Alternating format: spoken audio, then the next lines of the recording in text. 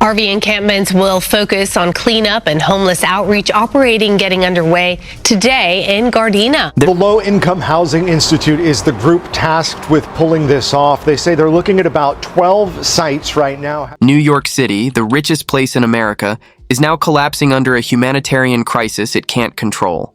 Subways have turned into shelters, hotels are jammed with families, and over 120,000 people have nowhere permanent to sleep. This isn't a story about a few tents. It's a citywide breakdown happening in real time. And tonight, we're tracking how the most powerful city in the world is losing the fight for its own streets. New York City is experiencing the largest homelessness surge in its recorded history, with over 120,000 people currently without stable housing across shelters, temporary hotels, cars, vans, tents, and subway systems. The speed of this increase is staggering. Back in 2018, NYC averaged around 60,000 people per night in shelters.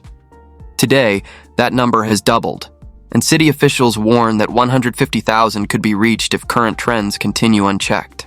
What makes New York's situation unique is its legal right to shelter policy, which requires the city to provide housing to anyone who requests it. This rule, originally manageable decades ago, has now pushed services far beyond their breaking point.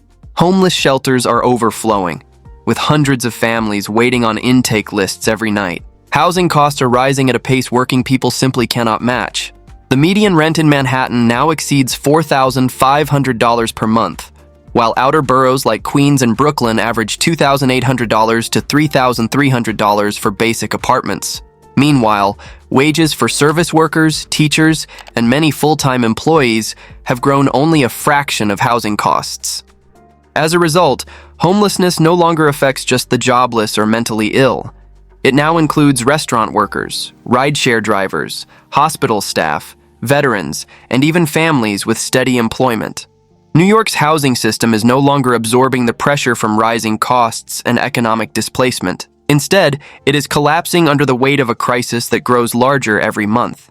With shelters full and hotel rooms running out, thousands of homeless New Yorkers have turned to the subway system as their last refuge. On any given night, an estimated 25,000 people sleep in trains, on benches, or tucked away along platforms and tunnels. These are not isolated incidents, but a daily reality that intensifies whenever temperatures drop or sweeps push encampments off sidewalks above ground. The subway was never designed to be a living space, let alone a massive makeshift shelter system. But with nowhere else to go, people have migrated underground. Late-night riders and transit workers report entire train cars occupied by people sleeping across seats or stretched out on floors seeking warmth. Major hubs like 34th Street and Grand Central have become unofficial homeless zones after midnight. The human struggle is real. These subway dwellers include teenagers, elderly people, mothers with strollers, and disabled residents who slipped through the cracks of the social safety net.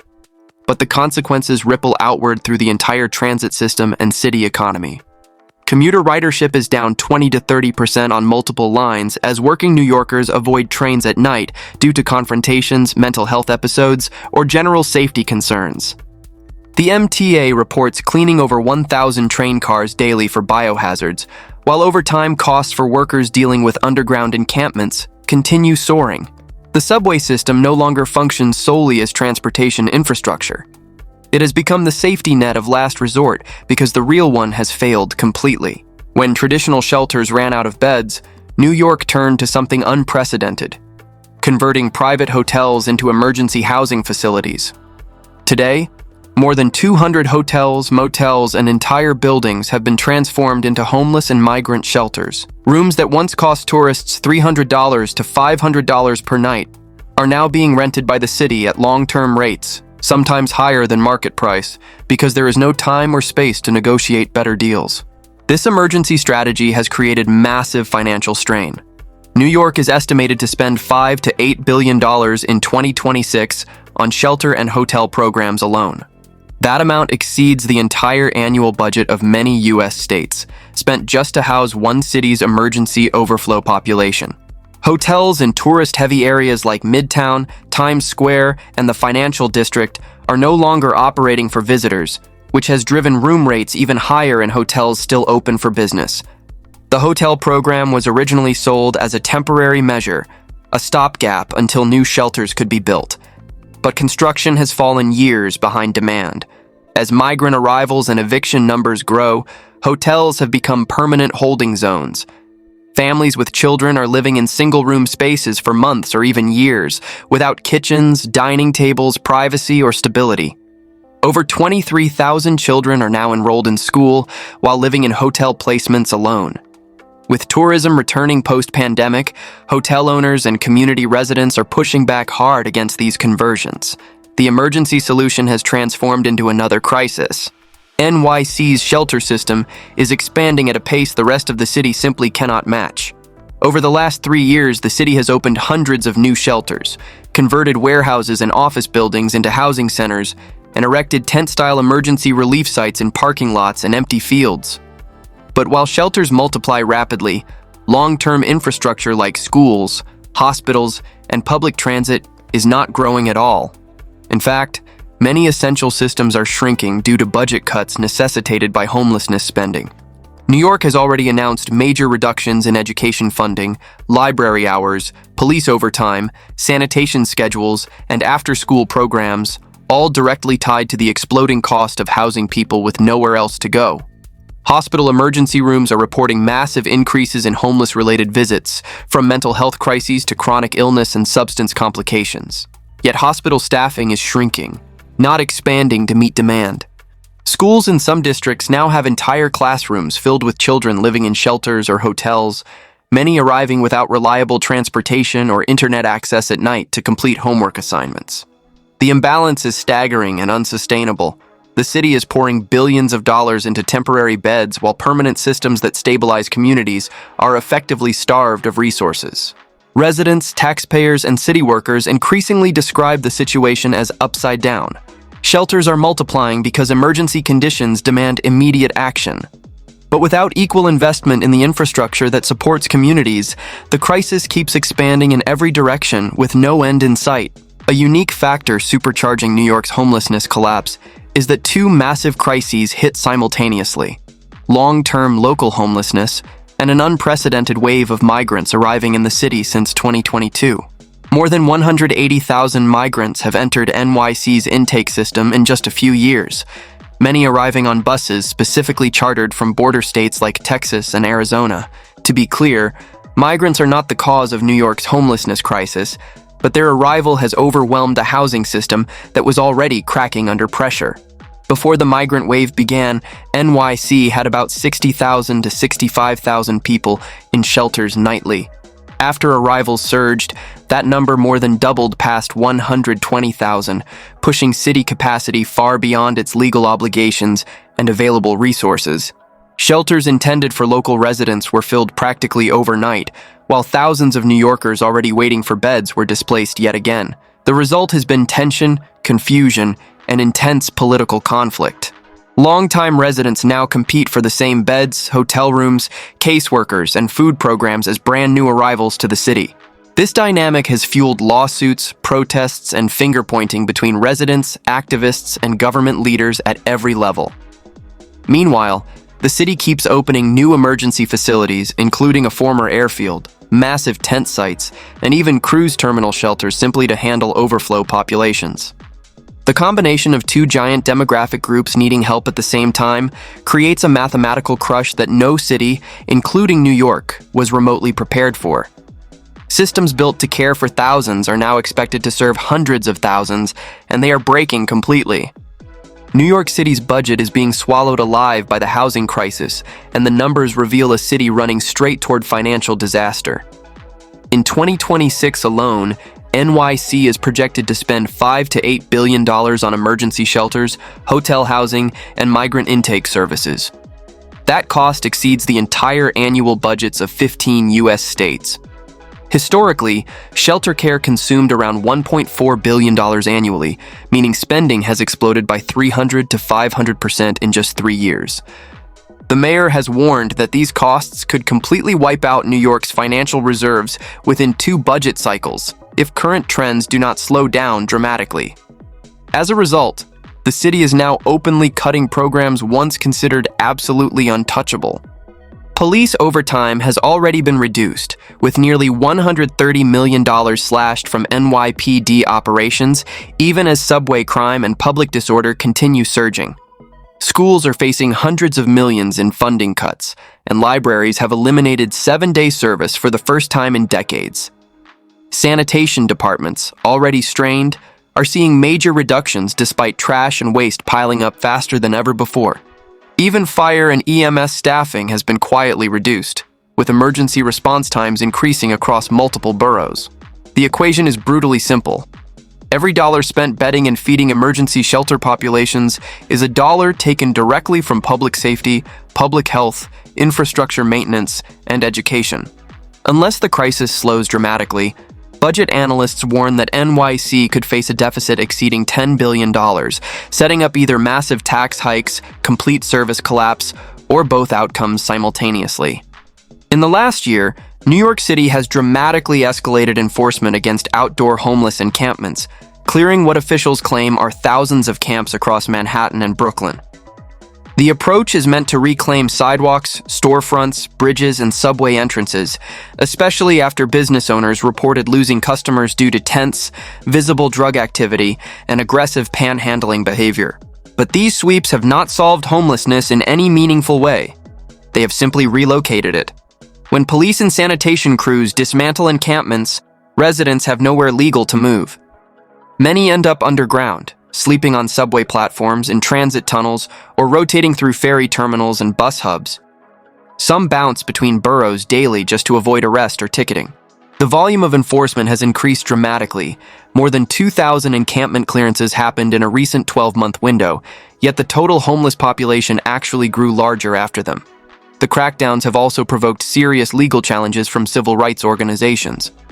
Advocacy groups argue the city is essentially criminalizing survival while providing nowhere safe or legal to go. Business owners counter that crime, disorder, and harassment have skyrocketed without consistent enforcement. Meanwhile, police officers themselves are caught in an impossible middle position.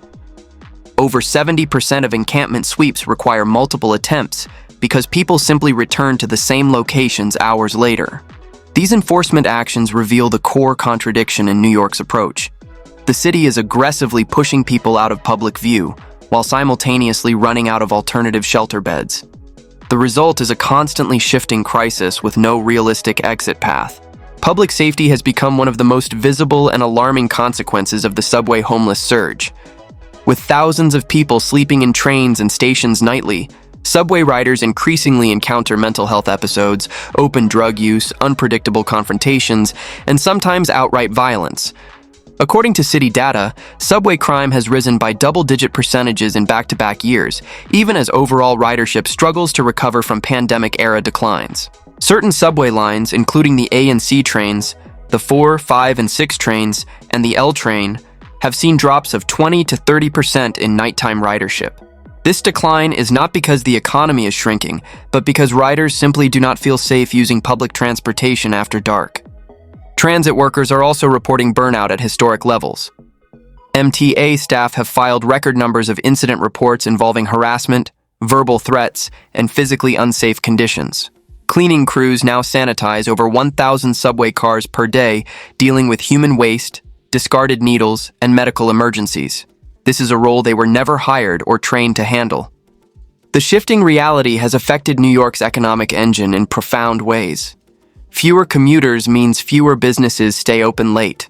Fewer tourists choose trains over expensive alternatives, and more middle-class residents move out of the city entirely. Uber and taxi costs rise during nighttime hours as riders avoid public transit, adding financial strain to lower-income workers who depend on affordable transportation. The psychological impact may be greater than the crime statistics alone suggest. As traditional shelters overflow and hotel sites reach maximum capacity, subway stations themselves are functioning as unofficial emergency housing centers, especially during late-night hours and freezing winter temperatures. Observers report that as many as 40 major subway hubs across Manhattan, Brooklyn, and the Bronx regularly fill with groups of unhoused residents overnight. Some stations, like Times Square and 42nd Street, Port Authority, and Atlantic Avenue at Barclays Center, now serve as rotating bases for hundreds of individuals at a time. People gather near warm air vents, electrical rooms, and mezzanine areas because these spaces offer protection from both freezing cold and encampment sweeps happening above ground. The MTA has attempted outreach programs deploying social workers and mental health teams underground, but those crews are only able to help a tiny fraction of the population. Often just 10 to 15% accept placement offers, largely because available shelters are too dangerous, too far away, or already completely full when people arrive. Meanwhile, underground living carries hidden but serious health risks. Respiratory illness spreads from mold and constant moisture exposure. Carbon monoxide exposure from passing trains threatens people sleeping near tracks. Infectious disease spreads rapidly in close proximity environments. Fire officials have reported a spike in underground fires caused by makeshift heating devices, adding yet another dimension of danger for both homeless individuals and regular commuters passing through. The subway was never designed or equipped to house people safely. But as long as surface-level shelter systems continue breaking down, it is becoming the absolute last stop for thousands of desperate New Yorkers. With shelters out of available beds and police cracking down on visible street encampments, homeless communities are now spreading into places rarely seen before. Public parks, playgrounds, and recreation fields that families use daily. City inspectors have counted clusters of tents appearing in areas stretching from Harlem's St. Nicholas Park to Brooklyn's Prospect Park, and even corners of Central Park itself. Some parks now host semi-permanent encampments with 20 to 80 residents, creating serious friction with families and children who use those public spaces for recreation. Parks Department employees report regular confrontations with residents and say they lack the authority or resources to manage what is essentially becoming a parallel residential system operating in public green spaces. The bigger issue involves safety and sanitation concerns. Few parks have public restrooms open after hours, which means human waste accumulates quickly and disease risk increases for everyone. Needle waste and fire hazards from makeshift cooking stoves are now common findings. Residents living in these park encampments often prefer them over traditional shelters because they can stay with pets, romantic partners, and personal belongings, things shelters frequently prohibit by policy. But the spread of tent cities to public recreation areas directly impacts school activities, youth sports leagues, and overall neighborhood quality of life. Local residents complain about being pushed off their own playing fields. Parents worry about drug paraphernalia in areas where young children play daily. This shift makes one thing abundantly clear.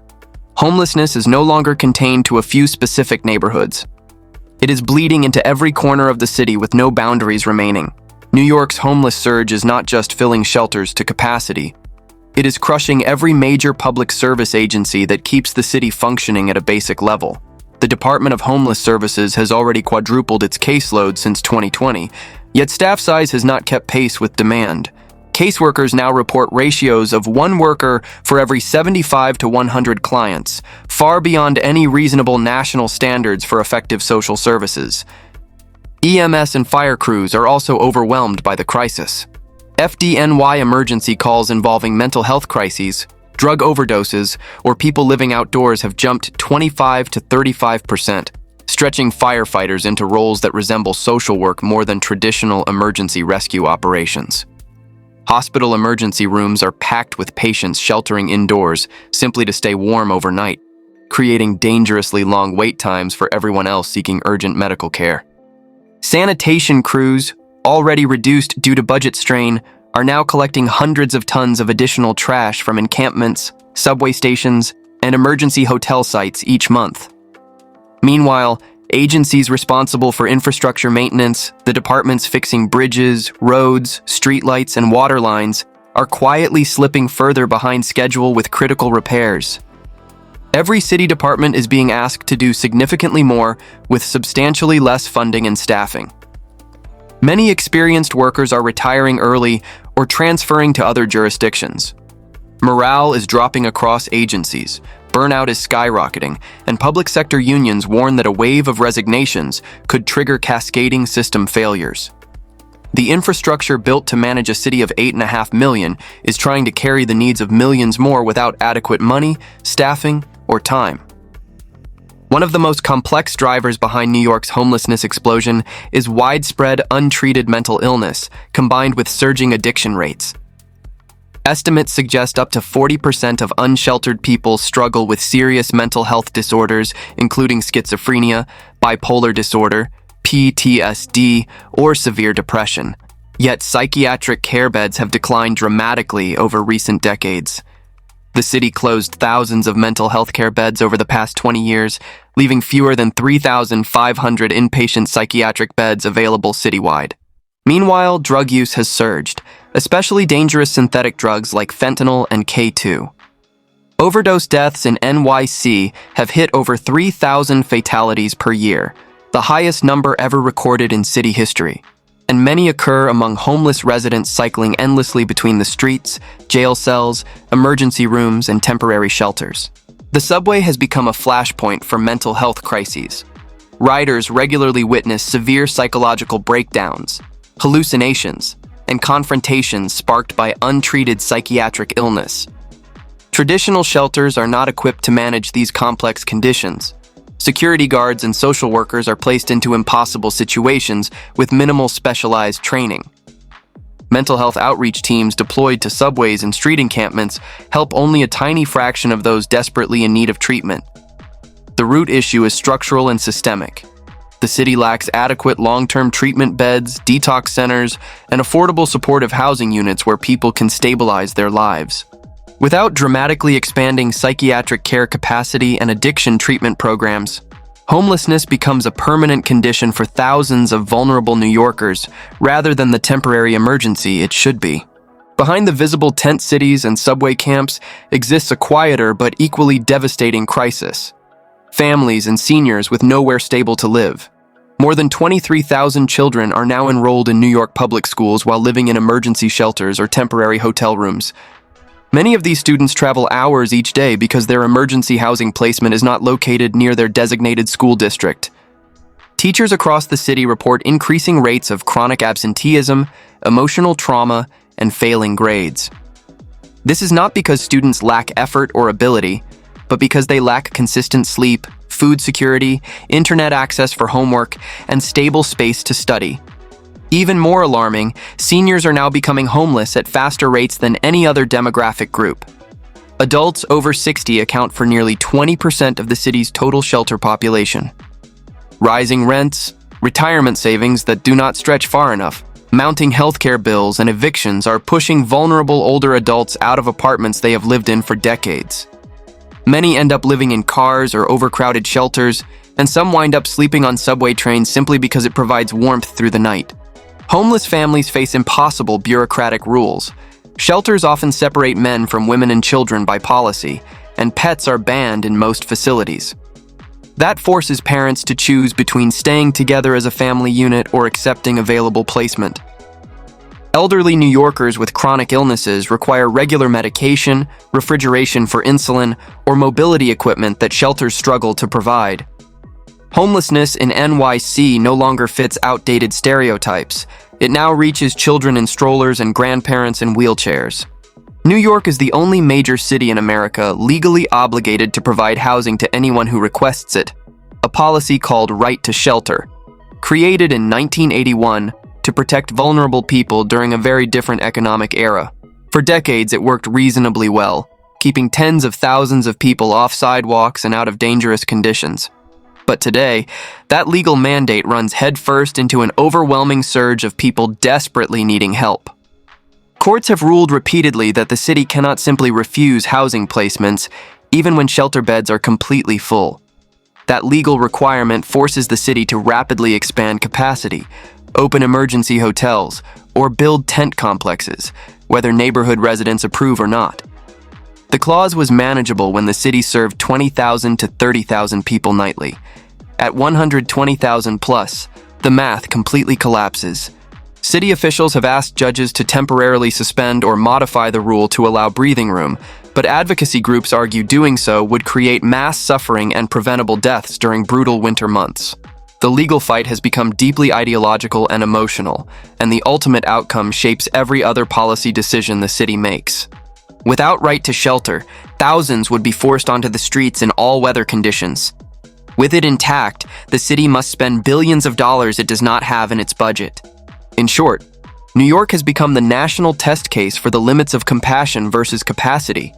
And right now, that delicate system is bending so hard under pressure, it may legally and financially snap completely. Another force behind New York's collapse is interstate displacement.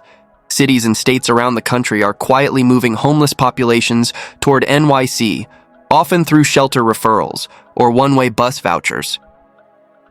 Since 2022, more than 35,000 migrants have arrived on buses specifically chartered from Texas, Arizona, and Florida as part of deliberate political strategies. But it is not just migrants being sent to New York. Local service providers warn that homeless people from New Jersey, Pennsylvania, Massachusetts, and other metro regions are traveling to NYC because it remains the only place offering guaranteed shelter placements by law. Some cities openly tell their homeless populations to go to New York because beds are available there. Homeless individuals themselves share this advice through informal networks and word of mouth. As a result, NYC is not just absorbing its own displaced residents. It is effectively carrying the regional burden of the entire northeastern United States. Even international arrivals from West Africa, South America, and Eastern Europe increasingly view New York as their destination precisely because of its safety net reputation. But one city cannot support the nation's migrants, poor and displaced indefinitely. This constant inflow pushes shelter turnover near zero. For every New Yorker who successfully exits a shelter bed, another person arrives from somewhere else to fill it immediately. The city's leaders increasingly warn that NYC is becoming America's homeless pressure valve, absorbing crises that legitimately belong to many states and the federal government, not one overwhelmed city. And that pressure keeps rising with no relief valve in sight. Behind the humanitarian and financial emergency lies a growing public health threat that affects everyone in the city. Homeless encampments, subway dwellings, and severely overcrowded shelters create dangerous environments where infectious disease spreads quickly and uncontrollably. Public health officials note rising rates of tuberculosis, which thrives in crowded indoor spaces with poor ventilation. Hepatitis A and C infections are climbing due to lack of basic hygiene, open wounds, and needle sharing among drug users. In emergency shelters, respiratory illnesses spread rapidly, with flu, RSV, and COVID outbreaks often moving through entire buildings within days. Outdoor encampments face different dangers from environmental exposure, including frostbite in winter months, heat illness in summer, and serious sanitation issues year-round. Without access to bathrooms, people in camps must relieve themselves near living spaces, creating bacterial contamination risks. In subway tunnels, black mold, accumulated dust, and massive rodent infestations create serious respiratory health risks for both homeless individuals and regular commuters passing through.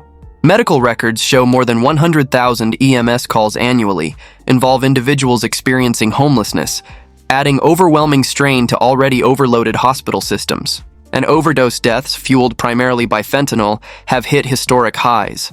These deaths often occur in shelters, subway stations, or hidden tent clusters where help cannot arrive in time. The danger extends far beyond the homeless population alone. A collapse in basic sanitation, disease control, and emergency medical access impacts every New Yorker. Public health experts warn that without immediate intervention, New York could face preventable death waves and disease outbreaks reminiscent of past centuries. If New York does not take dramatic action soon, the crisis will not stay where it currently stands. It will grow exponentially, spread throughout the region, and reshape the city into something completely unrecognizable from its past.